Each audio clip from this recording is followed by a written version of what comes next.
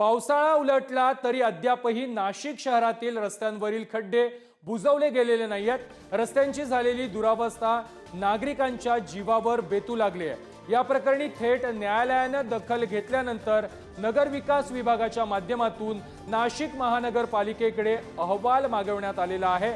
रस्त्यांची चाळण झाल्याने नागरिकांमध्ये संतापाचं वातावरण पसरलेलं आहे आणि याच बाबत नाशिकमधून आढावा घेतलेला आहे आमचे प्रतिनिधी किरण ताजने यांनी।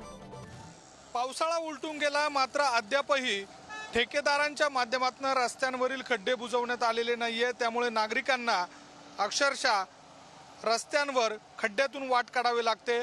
एकूणच नाशिक शहरातील जर परिस्थिती बघितली तर मोठ्या प्रमाणात रस्त्यांवर खड्डे पडलेले आहेत आणि हे खड्डे ठेकेदारांच्या माध्यमातून बुजवले जात नाहीये। थेट नगर विकास खात्याला या सगळ्या संदर्भामध्ये न्यायालयाने फटकारल्यानंतर आता या सगळ्या पार्श्वभूमीवर ठेकेदारांना नोटिसा पाठवल्या जात आहे।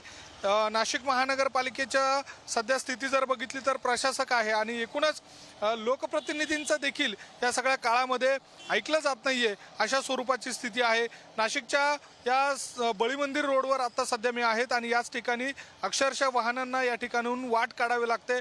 अनेक वाहनांचं एका बाजूला नुकसान होतंय, नागरिकांना वेगवेगळ्या त्रासाला सामोरं जावं लागतंय। पुणेच या सगळ्या पार्श्वभूमीवर स्थानिक आपल्यासोबत आहे, त्यांचं नेमकं काय म्हणणं आहे जाणून घेऊयात।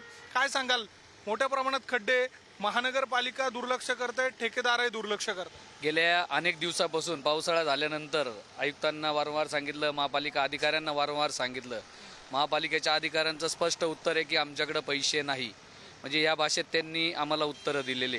हो, कारण की शासनाने आणि प्रशासनाने अनेक वेळेस आम्ही सांगितलं, महापालिकेला सांगितलं व अधिकाऱ्यांना सांगितलं आणि खरोखरच म्हणजे जे आयुक्त असतील त्यांनी हे लक्ष दिलं पाहिजेत, कारण की प्रत्येक दिवशी 2 दिवसातून कोणाचा ऍक्सिडेंट होतोय। व्हिडिओ जर्नलिस्ट जय साबळेसह मी किरण ताजने, पुढारी न्यूज, नाशिक।